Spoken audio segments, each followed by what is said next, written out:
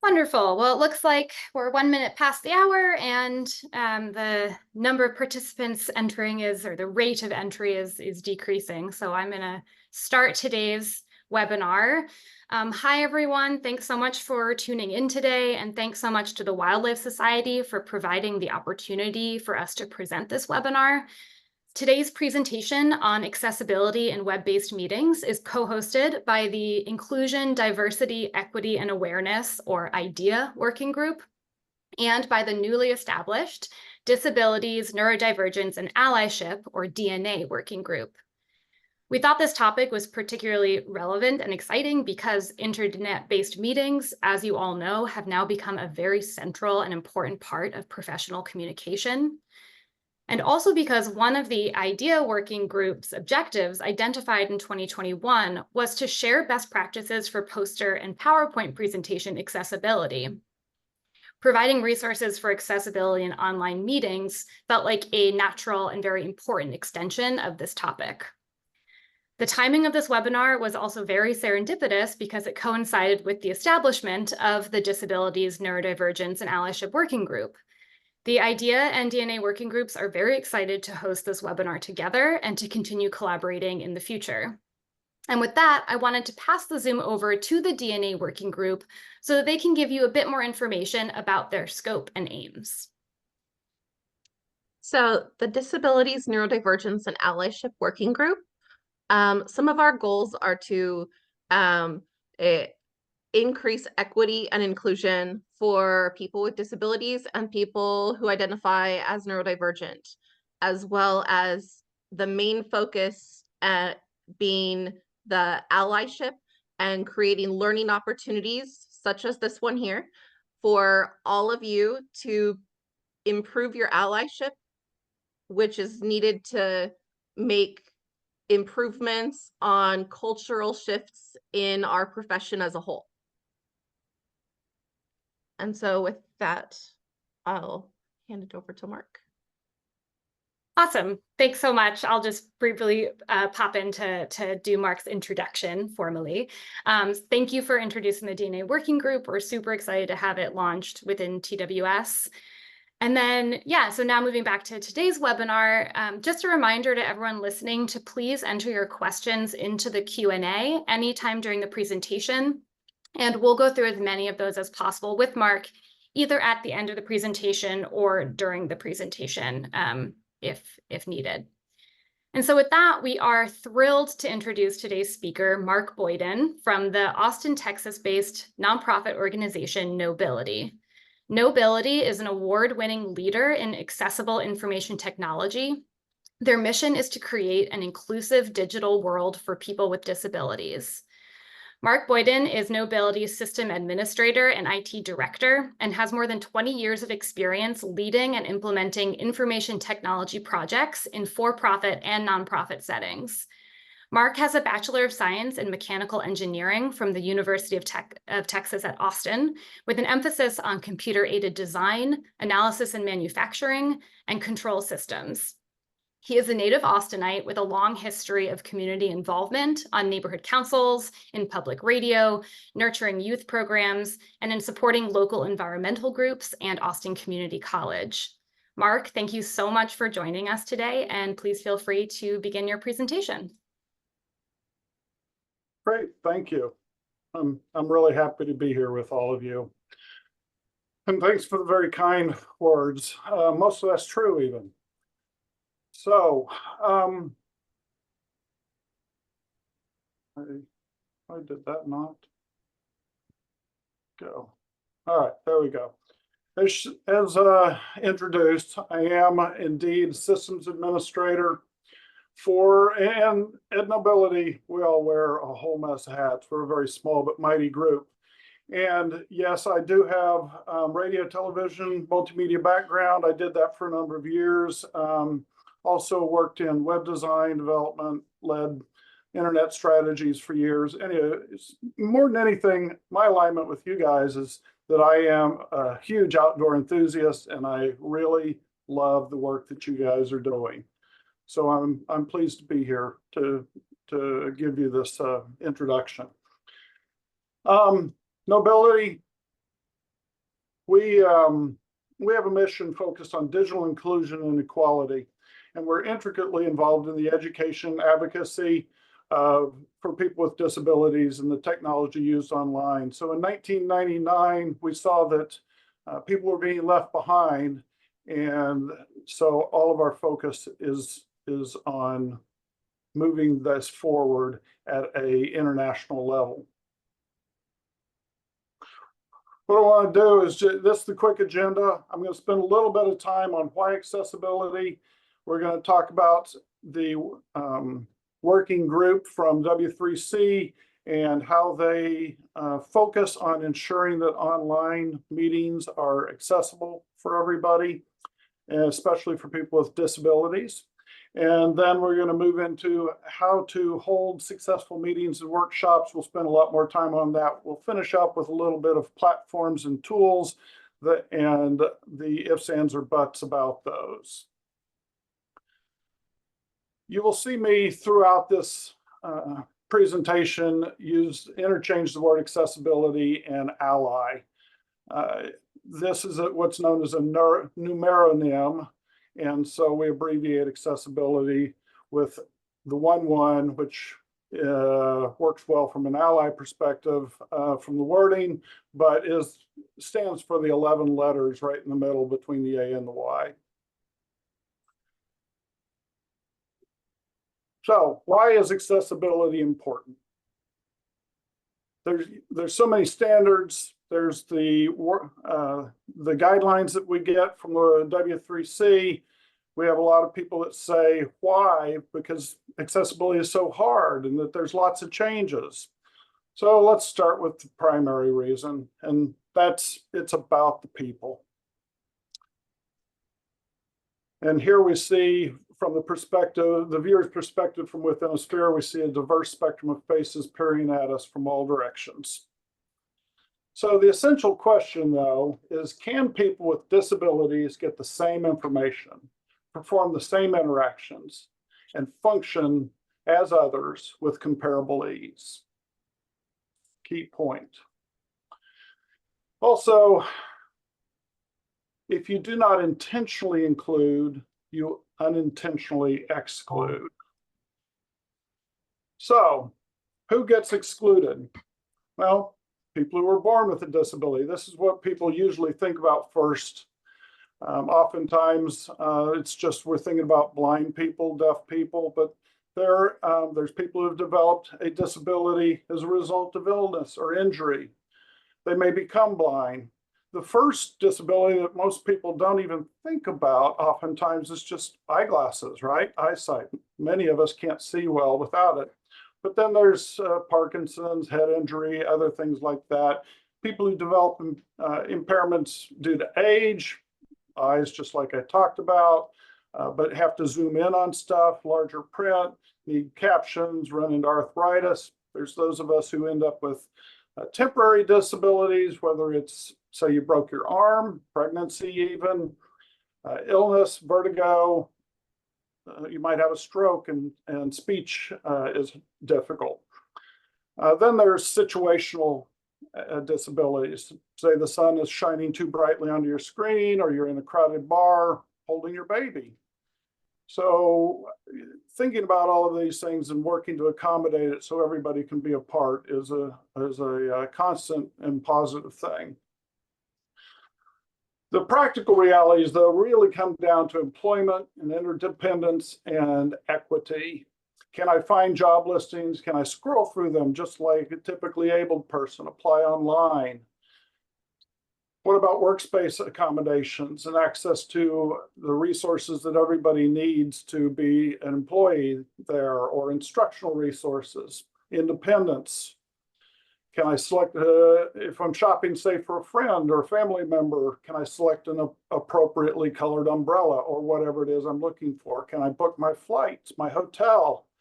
Can I participate the same as others in social and business arenas? Whether it's ordering pizza, etc., getting your groceries and knowing what you've asked for. And then here in the US, the numbers are not great it's 72% of people with disabilities who are looking for employment are actively employed. And of course, can I participate equitably in an online webinar or conference? The needs are broad for people with disabilities, whether they're vision, auditory, physical, speech, cognitive, learning, and neurological. We've started spending more time on that of late. We spent a lot more time on the other aspects until the last few years, whether it's deaf or hearing loss or blind or low vision, color blindness. Some people can't communicate through speech. They need to use technology or ASL or something like that. And cognitive needs are broad, whether it's memory loss, dyslexia, ADHD, etc. And not everyone is at the cutting edge of tech. We know that many people struggle using technology. The Web Content Accessibility Guidelines put the principles of accessibility into an acronym known as POUR. Is it perceivable, operable, understandable, and robust? So from perceivable, can anyone recognize and distinguish the content and use the services? From an operability standpoint, is it responsive to user input and interaction, including when using accessible technologies, keyboard even? Is it understandable? Are the instructions clear? Is the content clear? Is the navigation clear? And then robust. Is it flexible and adaptable to a variety of mediums and input? If you achieve those things, then it's going to be accessible. There's a lot of assistive technologies out there. You're probably aware of some of them. Screen readers is used quite a bit, whether it's JAWS, NVDA, or VoiceOver, amongst others.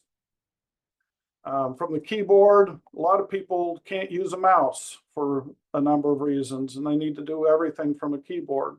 So you want to make sure that your aspects are everything that you put out there for them, that people can use it with the keyboard too. There's speech input tools. Can they zoom in on your content? This is very useful for users with low vision, or just being able to zoom in on the font and increase that size. Can they switch between the various devices that they use, whether it's motor disabilities, issues like buttons and joysticks, sip and puff devices?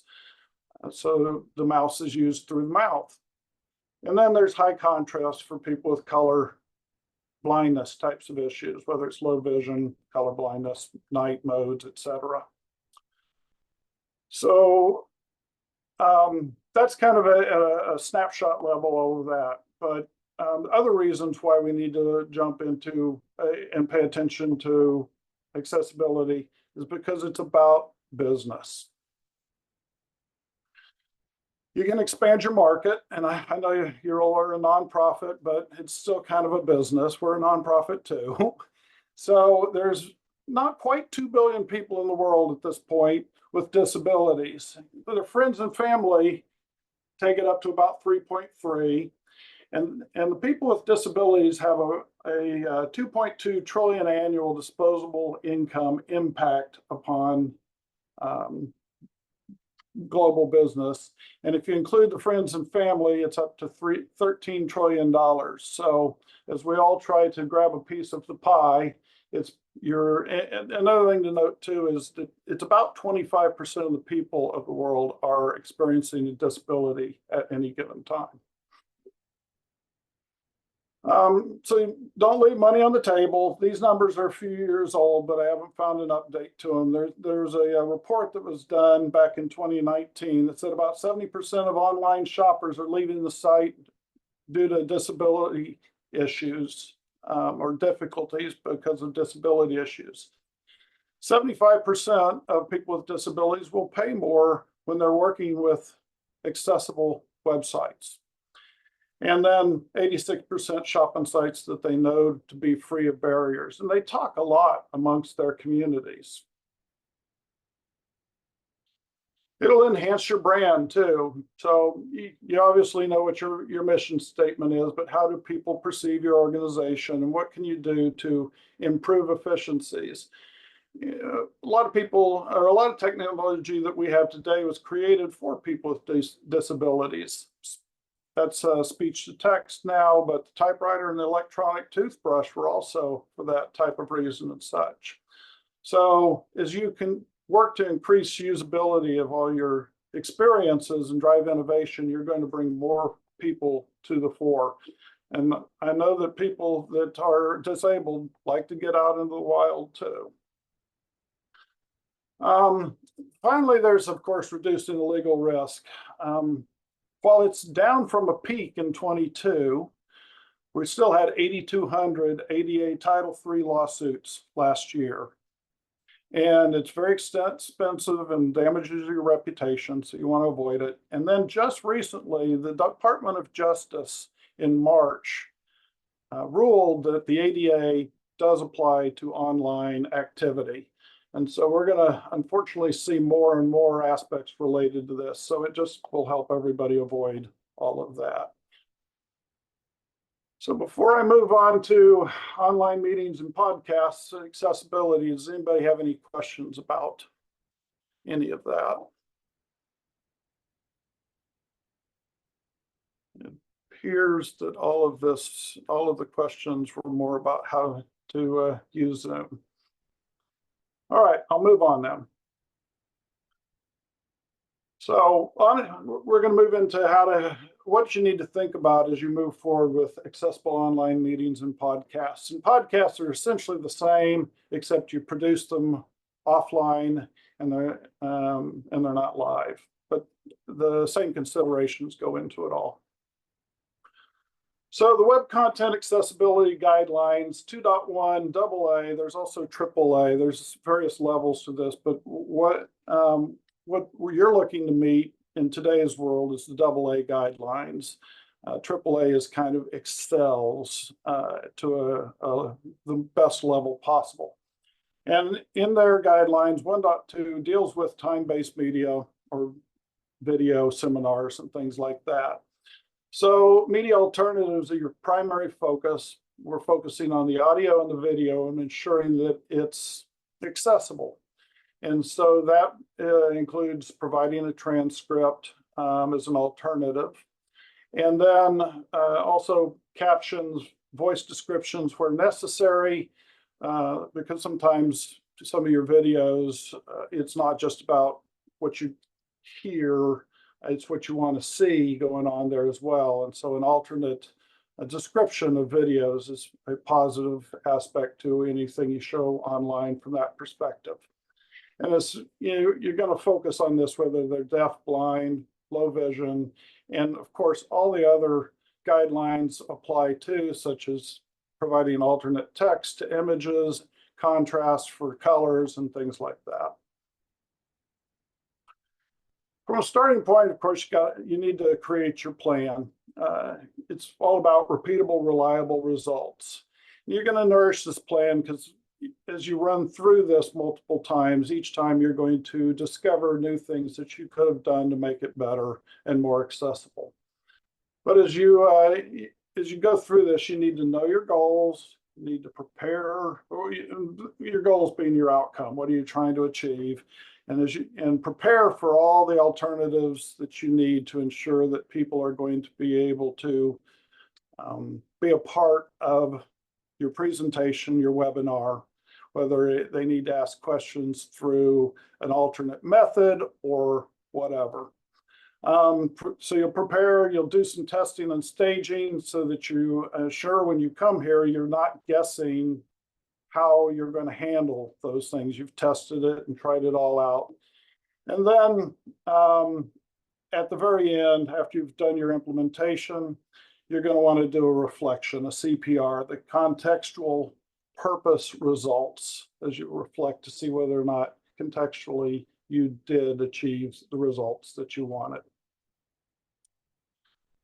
So who needs to be involved? What are you trying to achieve? and when does it need to get done. You're going to put together your communication plan. You want to make sure those emails are accessible as well. You want to make sure that your marketing is as well. So it needs the description, the images that go out on Twitter and Facebook need the alt text added to them so that people who need that can access it and understand the visual information that you have displayed. Also, your registration platform needs to be accessible. This has been a struggle even for us, and I'll tell you more about that as we go through the tools. But is that drop down that the person is using to make a choice in your registration form, does that work for them? And does it announce properly in screen readers and aspects like that? Make sure that your presentation materials are accessible as well, whether it's PDF, PowerPoint. If it's got the video, as I talked about a moment ago, if your video is requires a description, an audio description, make sure that you have that as well to accommodate those who need it. And then, of course, your legal and contractual agreements, especially if you're dealing with presenters who have a disability, should be accessible as well. And all of this is not difficult. It just requires purpose and focus to do that. So as we move into planning, you've got your roles and your personnel. So your presenters, your production people, everybody needs to be understanding of what they need to do to ensure that the overall experience is accessible to your attendees who have disabilities. So you just have to line that all up. You need to be purposeful, think about it throughout the entire process so that they're prepared to take questions in multiple ways so that the presenter will actually describe everything that people need to receive when you put imagery into your presentation so that everybody has that experience as well. And while it's mostly decorative here on this particular slide, I will provide a short description of this because it's a clip art of various people, including people with disabilities, in a circle to represent the various people that are included in the planning and implementation of your meetings.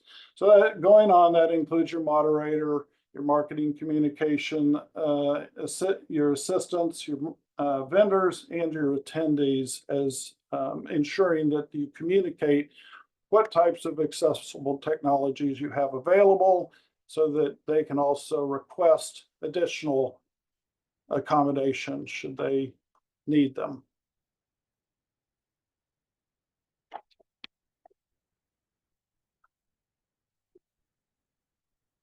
We put together checklists for each and every role throughout our process. And we've gotten to a point where we don't necessarily pull them out every time anymore, but we do go through them. And I suggest trying to put all of this stuff together throughout, and that way you have it available for anybody who steps in. So beyond your overall description and agenda and contract, you're going to have a whole mess of other sets of materials that on your checklists, of course, and you probably already do this for the various webinars that you have. So this is relatively pedantic, but it helps you to achieve the 3 R's, the reliable, repeatable results I talked about before. And again, make sure that those are also accessible. And the run of show is a beautiful thing to have so that everybody kind of knows when stuff is supposed to happen, who's handling what. So who's in charge of Q&A, when are they going to bother the presenter for that, and how that type of stuff runs. It's also really good so that when you introduce a webinar, that you pass that information along for everybody there so that they're keyed in on how to make this work best for everybody involved. And then it's always good to reflect back on how things went and have a post-meeting event. At some point, you get to where that's also no longer necessary, but as you build it out and make purposeful changes to how you do things, very, very good to do. Continuing on in our checklist here for the technical checklist for planning, we do a tech check, especially for groups of people we haven't worked with. We just put on a conference with about 100 different instructors. And for those people that we hadn't worked with before, we opened it up for several times for them to come in. And we worked through a whole number of things. We go and look at their lighting, the situation they have there, make sure that they can share their screen.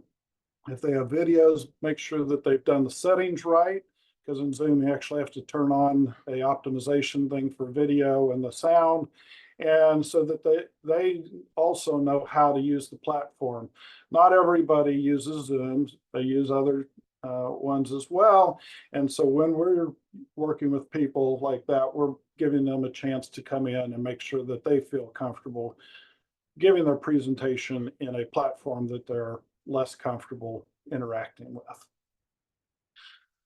We recommend having a minimum of 2 people involved from a technical standpoint. There's 2 aspects to this, which we found out the unfortunate way, which is that internet is not always reliable. So it's always possible that somebody's internet could go down, whether it's a backhoe or something else. And all of a sudden the meeting's closed and nobody knows what to do and such. So if you have 2 people in disparate locations, the likelihood of that killing the meeting in the middle of things is much lower. Definitely start the meeting early as you did here today. Know where your breaks are and your transitions. If you want to have music as you come and go, have that ready to go and stuff. Make sure you know the insides and outs of the particular platform that you're using. And the technical people, of course, set up everything and run it from an overall standpoint. Making sure that they knew who the captioners and interpreters are, so that when they come online, that they can get set them up in readiness for the presentation. And then throughout it, they just kind of keep track of things while the presenter instructor can focus on the actual presentation content. So during the tech check, I went through a little bit of this already. So you've got your presenters and your moderators. Make sure that they feel comfortable with all of the aspects of that. Review any of the content, the run of show, knowing when they need things started and stopped. If they have polls, if they have breakout rooms, if they can do those ahead of time, that's best, because trying to do those things just on the fly takes a time away from being able to hold the presentation in there. So test all the things you're going to be using, make sure it all works. And then, of course, don't forget to turn on the recording. A lot of times people start the meeting early, they hit pause, and then they get started, and then they realize they forgot to record it. So that's where the run show checklist is really good. Keeps you from forgetting to do those types of things during the presentation. Also, it removes the presenter from having to think about doing those things, so they can again focus on content. Now it's show time. And so you've showed up early, you've got your captioner ready, you have your ASL interpreter ready. When you start the show, we recommend that after you say it, welcome them, that you kind of give them a framework of how you're going to handle things throughout the show and how you're going to handle the Q&A. And just so that they're clear, how to find it. Again, if you're not a regular Zoom user, you may not know how to raise a hand or how to find the Q&A. So just a quick explanation of that. May not even know how to pin the ASL interpreter.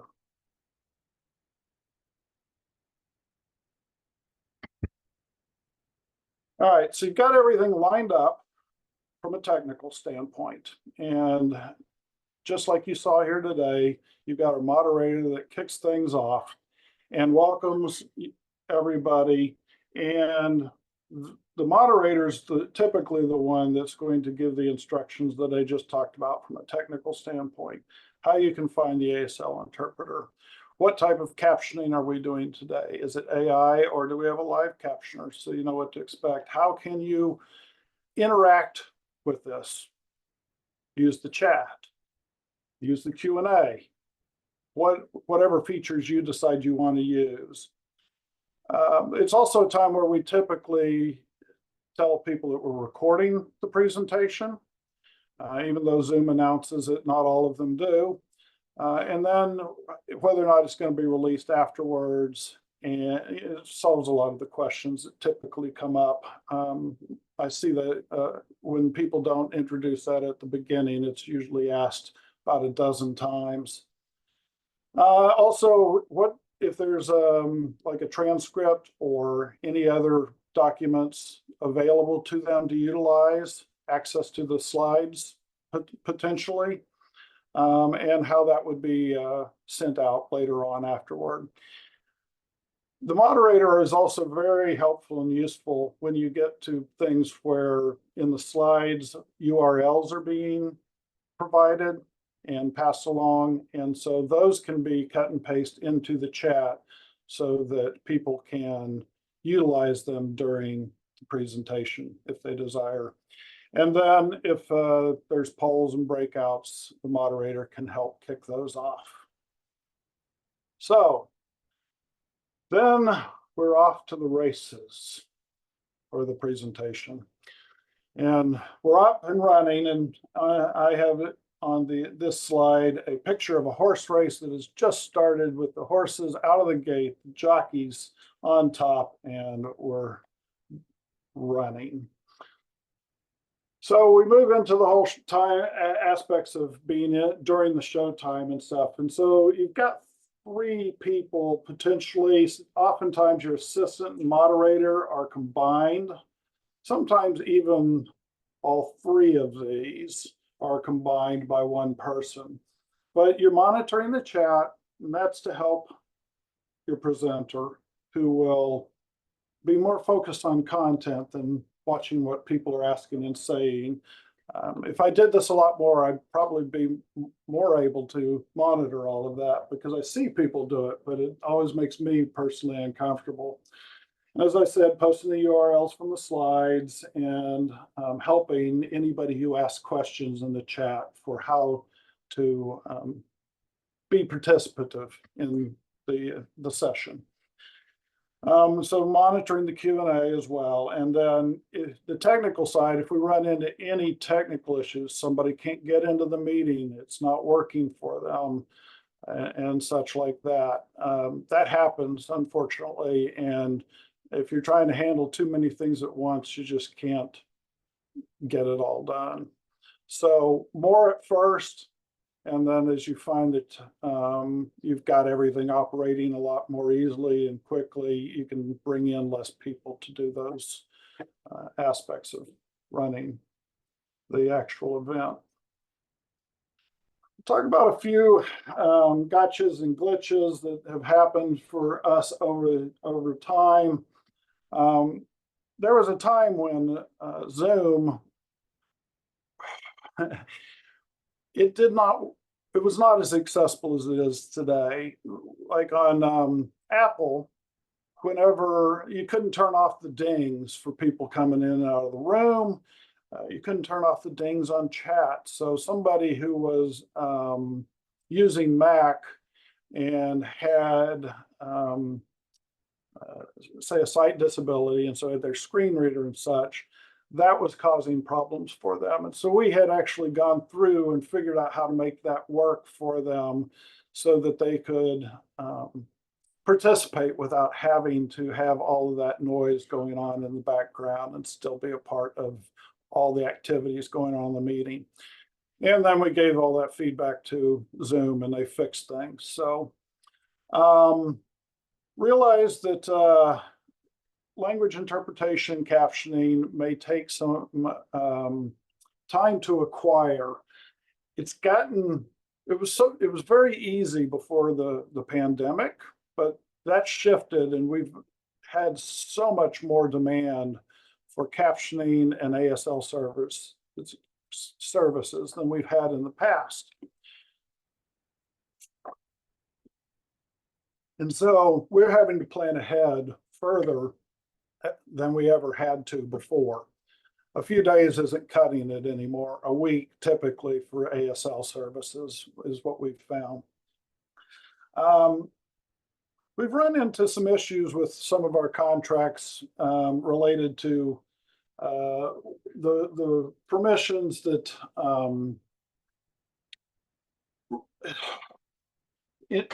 to have their content and provide that content to people who have requested it ahead of time. And that's because some of our presenters have said this is proprietary material, I don't want to share it, and things like that.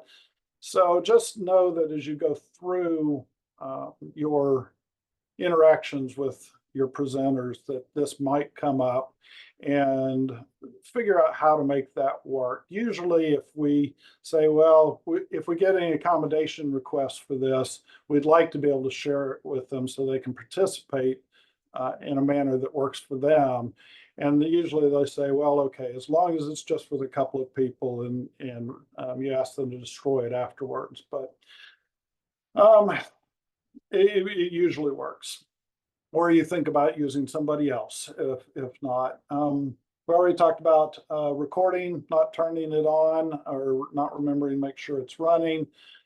One other thing we ran into is people sharing just a small corner of their screen, and which you can do with Zoom. When you go into share, you can just draw a section of the screen.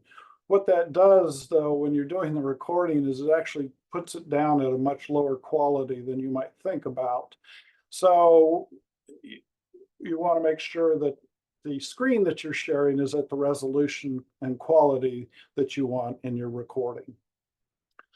Platform failures and version compatibility. Every once in a while you run into something where somebody who hasn't updated their client doesn't have the functionality that you just ask people to use. So that's we run into that with version compatibility issues for people, and had to tell them to like when they introduced whiteboards, we had to remind people to update their client before coming to this one because we would be using a whiteboard during it and they wouldn't be able to participate or see it. Internet connectivity, we don't run into this quite as much as we used to, but people who aren't close enough to their Wi-Fi, who are presenting, end up having problems. This usually comes up in tech checks or why, or is one of the reasons why we have those tech checks with our presenters, is to ensure that everything's going to work and that they're going to be in the same environment. We have had people who did a tech check in environment A and then came to do the presentation in environment B and ran into problems. So just something to be cognizant of. And then realize you may have people that are having problems coming to your event just for a number of different reasons, whether it's their comfort level with the particular platform that you're using or some other issue that's preventing them. Maybe they couldn't get the link, didn't find it, went into their spam folder. You're going to be dealing with that as well.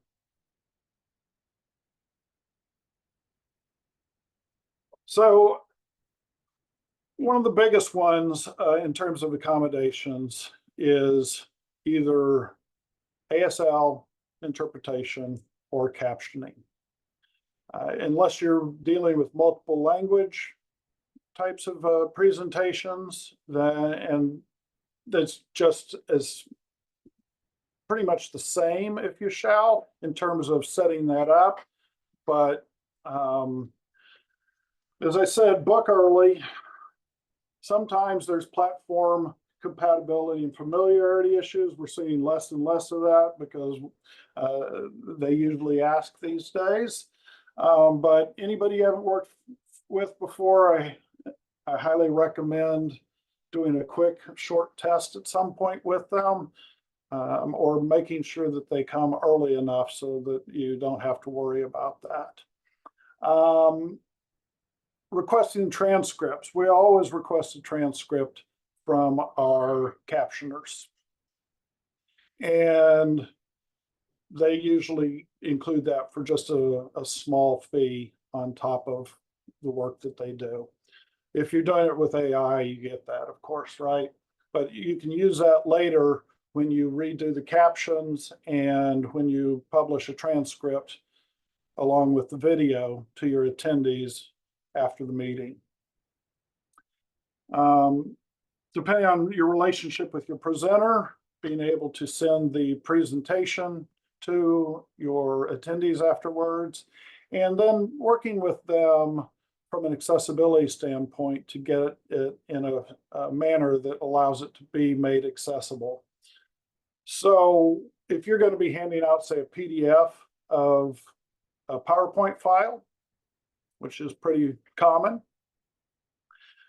if you're handing it over to somebody like us, we would prefer to get the PowerPoint because we're going to end up remediating it ourselves before we publish it as a PDF. And it's a lot easier to start with the PowerPoint and fix it instead of doing it through the PDF remediation. But you can do a little bit of both, most likely, either way. Also, both your captioners and your interpreters would probably appreciate having any technical jargon ahead of time. Allows them to get their tool set prepared, especially for the captioner who can plug that into their CART technology. Your interpreters and your captioners sometimes like to swap out, may need breaks and such. So just be aware of that. In our case, in the group that we use, the ASL interpreters, we actually put both of them as co-hosts, and they just take care of it by swapping each other out themselves. Even our technical people don't have to be involved unless it becomes necessary. All right. Then sharing the instructions to your attendees is useful as well. Not everyone uses the same platform. They're more familiar with one platform than others in most cases. Also, if you can, give them a chance to come test their personal setup before the event, especially if it's like a big conference or something like that. Allow them to download the slides and materials if available and if desired. As you did in this particular presentation, knowing how to pin the ASL interpreter and then enable the captions on the user end. They made changes a couple of revs ago in Zoom where they took away how they did ASL, and well, ASL used to just be another presenter, and now they actually put it under language interpretation, if you shall, and it allows anybody to pin the ASL interpreter as just a language interpretation. Screen reader idiosyncrasies, we're seeing less of that these days, but we used to tell people what worked well on which platform. We don't run into those issues with Zoom anymore on the platforms like we used to, but sharing what you can about it will be useful. How you're going to take questions. Are you going to have them raise hand? Are you going to have your attendees use the Q&A? Are you going to let them use it in chat? Or is it going to be very informal and just turn on your audio and start asking when the presenter takes a breath or a drink of water. So before we start exploring some of the options available out there, are there questions about these considerations?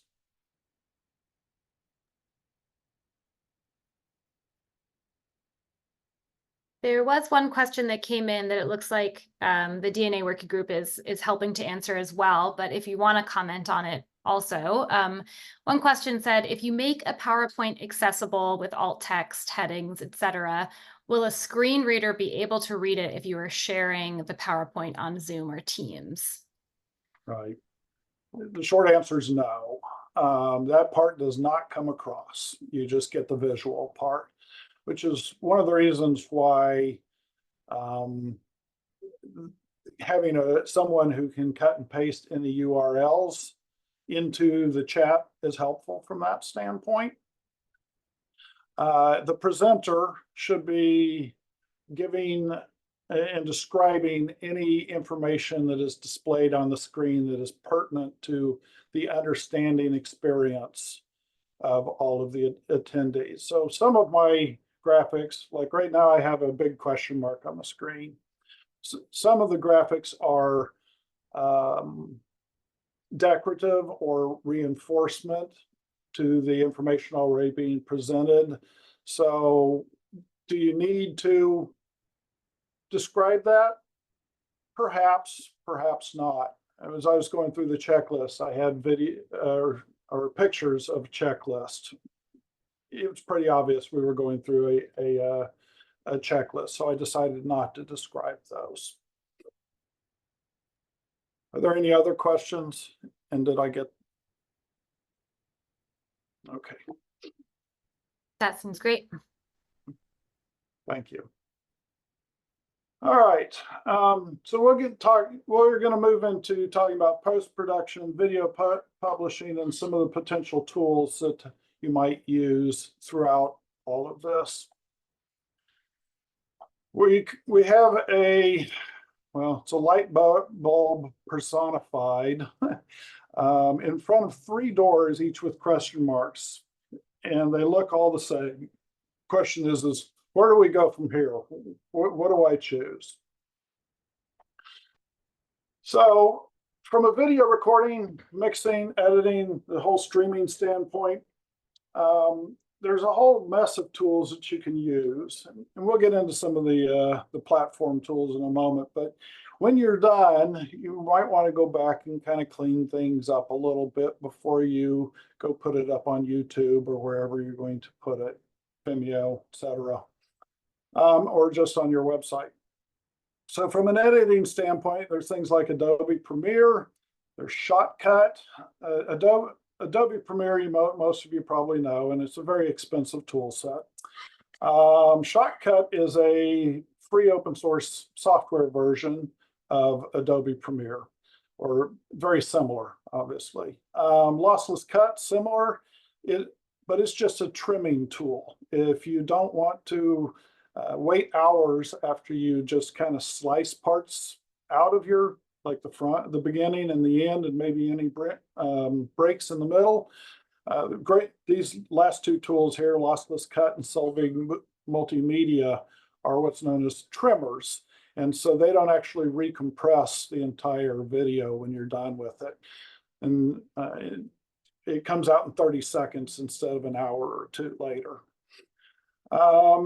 Some production tools, depending on how complicated you get in terms of the production that you're building on the fly.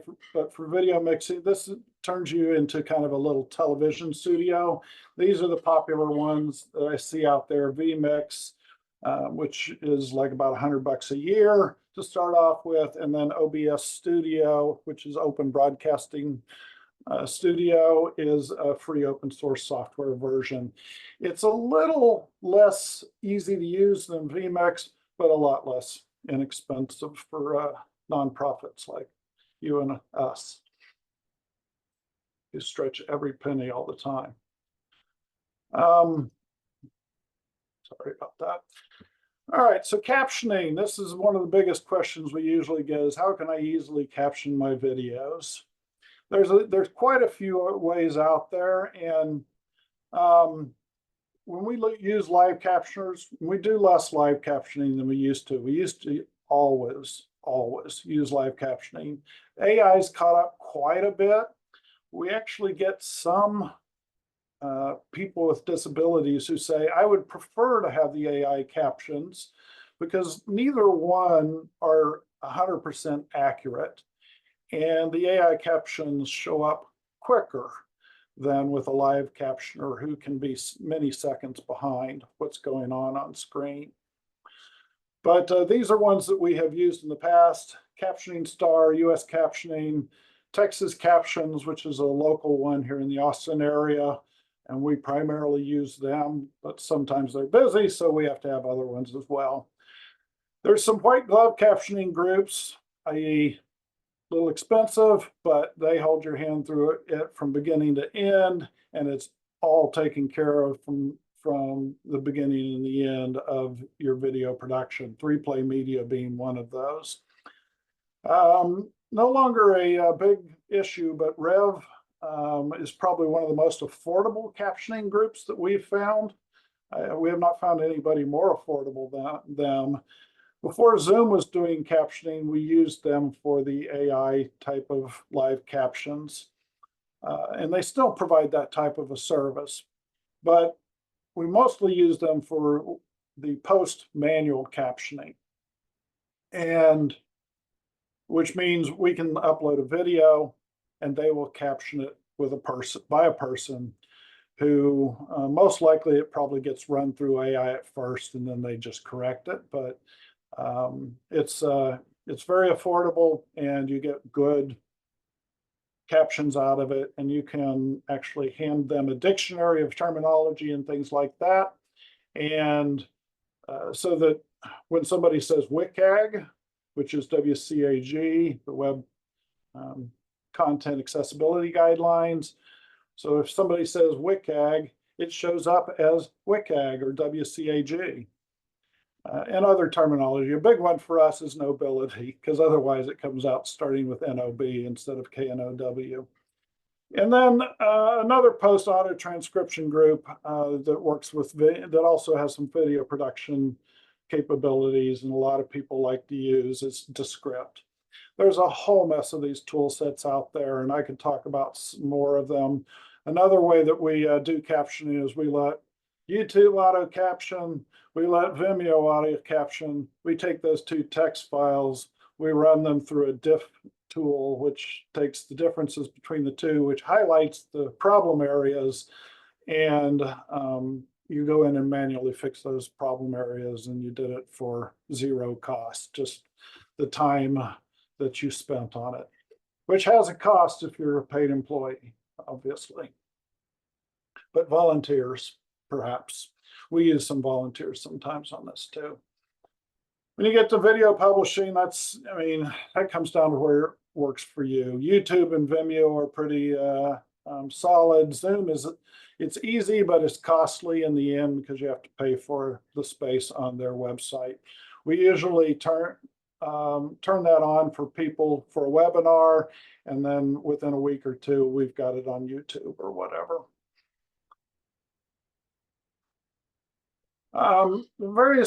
Ensuring that your materials are accessible to people depends on the specific technology you're using. Probably the easiest one to ensure technology or accessibility with is HTML. So if you can do your presentations in HTML, and we're beginning to see more of that come up, then that's a great way to do it. Your transcripts, HTML is the best way to go, for sure. EPUB supports accessible technology. Git Pitch, which is part of the GitHub, GitLab type of tool set, but they make it easy to set up presentations. They're online and they're easy to make accessible. PDF, that's a tougher one, a rougher one. It can be. PDFs by themselves will never ever be or are unlikely to ever be completely accessible. When you have somebody who needs the font size increased, it doesn't reflow well. When you scale it up, it doesn't reflow well. So you can make them mostly accessible, but it also requires typically a trained person to get in there because there's logical reading order issues as you go to page and other aspects that make it less accessible to a person, say, using a screen reader to navigate the PDF documents. PowerPoint and Word certainly have made lots of strides in terms of making their documents accessible. It does kind of get down to the order in which you place things on the page. You're such that when the screen reader is going through it, it reads it in what is considered the logical reading order. If I have intermixed text and imagery and put my alt text on the imagery, if I place them on the document in different orders such that the reading order is, because it goes on the front, the back to front type of reading order for a presentation, if they're not in that order, it's going to read them out of order. So you have to think about that as you're using those types of tools. Another big one on Word, especially, is to use styles and headings. Why is this important? Again, it comes back to screen readers. If you do it like a lot of people did back in the day, where I just, for my big heading, I just make, it's a paragraph, but I just make it big. When the screen reader comes in and uses their accessible technology and says, give me all the headings so I can kind of scan this document and understand what's there and jump to the section I need, they can't do it. Only the visually capable person can do it because it's all that, those headings are transmitted only through the visual aspects of things. So you got to keep those types of things in account as you go through this. As you're looking for various technologies and platforms, one of the big things is the last bullet here, which is to ask for a VPAT. On this page, I have a picture of the cost for a mess of the various webinar and meeting platforms like Zoom and Microsoft Teams and Google Meet, GoToMeeting and WebEx. But it's not just the cost that you have to consider as you go through choosing a platform. It has to be the value perspective, and especially which ones meet your needs from an accessibility standpoint. We're in great luck that the most affordable platform is also the most accessible platform, which is Zoom.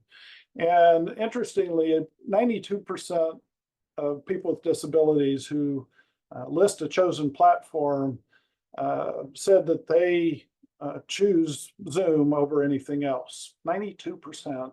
That was in a survey conducted by Fable, which is an accessibility testing firm.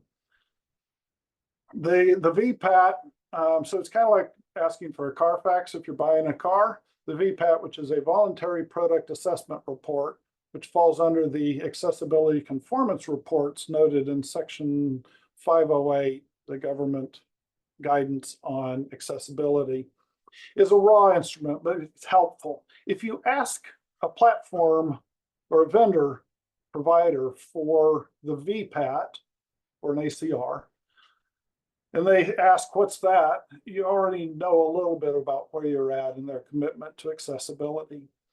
But that's what you're really trying to understand is, are they paying attention to it and thinking about it? And if they filled out a VPAT, then they are paying attention to it and thinking about it from a perspective of making sure that their product is usable by people with disabilities. And I know I'm getting to the top of the hour. I've just got a few more to run through. I'm sorry, I'm running a little longer. Registration purchasing platforms.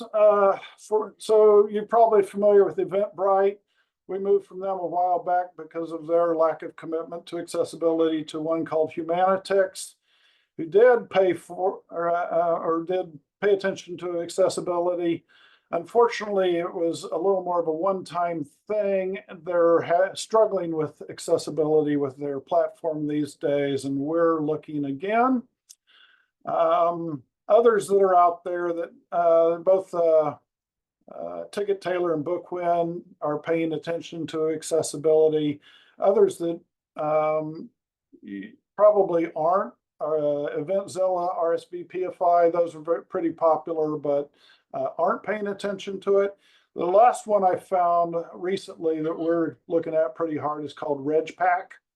And it takes a different approach to things, but we're looking real hard at that now to look at our future needs from that standpoint. And then, so as you're looking for a virtual hybrid conference platform, and I've got a picture here of a lobby area, people milling about, hanging out at tables, along with advertising from the vendors that are probably have booths inside the conference area and all of that. So what's important? Screen reader is extremely important, including the navigation, being able to access all the areas, sharing the files, being in the chat, being able to talk and communicate, be a part of the event, just like everybody else. So Zoom events has been one of the best ones for us. It is fully accessible overall. It's got a few idiosyncrasies, but you can work around them. Cvent also makes a platform that is accessible and has a commitment to accessibility. They're on the more expensive side of things. AirMeet also appears to be good. I have not used them yet. The rest of these, Eventy, vFairs, Whova, popular platforms, but not having a commitment to accessibility. They're loads of fun. I've played with Whova before, and they're very technologically attractive, but people who require assistive technologies are not able to move around in them. I was even told by Whova that all I needed to do is have somebody else follow along with the blind person and help them get through things. And that was how it had to work. That takes away their independence, amongst other things. So there is no one size fits everybody. Every organization is unique. And I have a thumbprint on here showing somebody's unique thumbprint. In the end, you have to go out there, make it your own, find the tool sets that work for you. I have a picture of what appears to be a young girl with her coloring all over her hands like she's been doing art, sticking her fingers in the paint. So we're essentially to the end of our presentation on this, and I open it up to questions.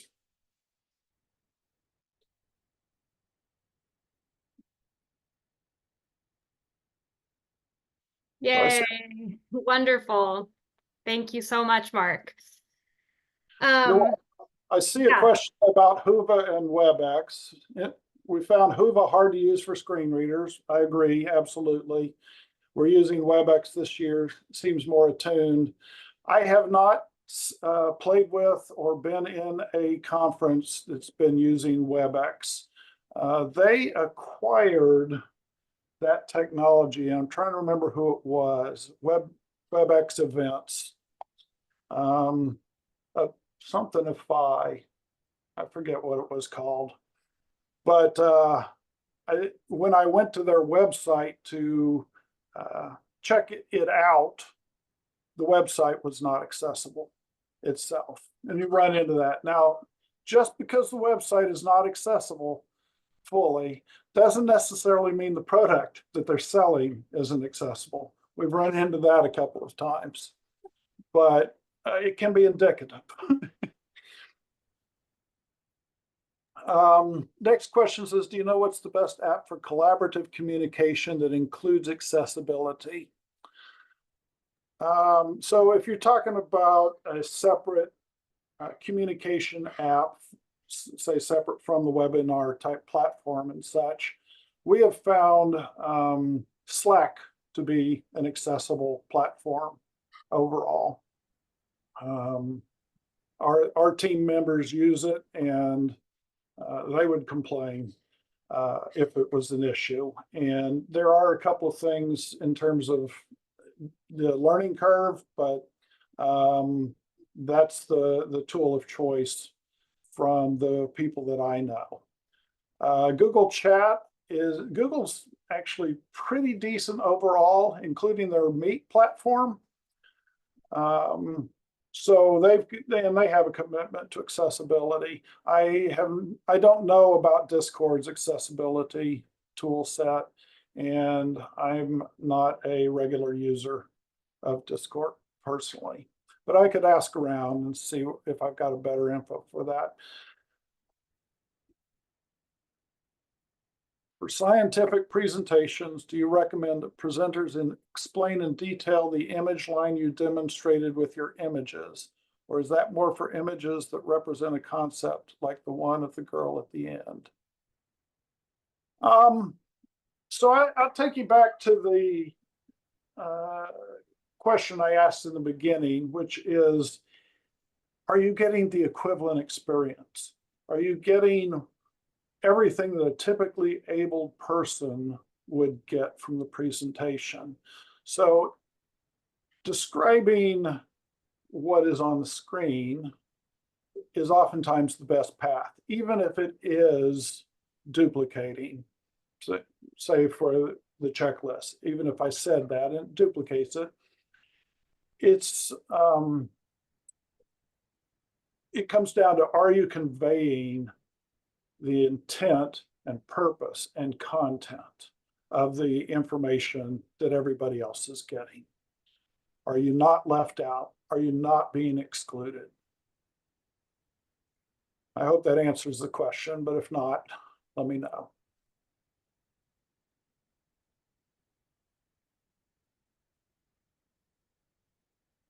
All right, that's out of the Q&A. Were there any others that maybe were missed in chat or something like that? I think that seems like a great place to stop for today. Mark has very kindly offered to answer follow-up questions that people have after the webinar. And so if you do have any questions that you can't think of right now, but think of later this week, please feel free to email either the IDEA or DNA working groups we can pass those questions along to Mark. But Mark, we are so grateful for you being with us today. That was such a great blend of practical tips and also sort of really emphasizing intentional planning and intentional reflection. Really appreciate that. And we'll be sure to share all of your information that you just presented via email so that everybody has it, similar to the question earlier about if it's on the screen or in the chat. Yeah, and I will email you guys my presentation so that you can share it out, and I'll provide it in both PowerPoint and PDF form. Wonderful. And my email is Mark, that's Mark with a K, at knowbility.org, knowbility.org. It's been a pleasure.